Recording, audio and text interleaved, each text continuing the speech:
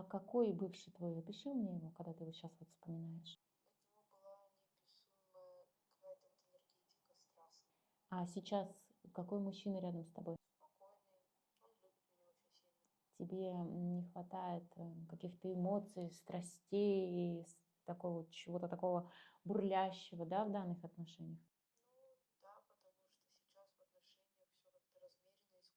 На самом деле в здоровых отношениях именно так, потому что есть уверенность в партнере.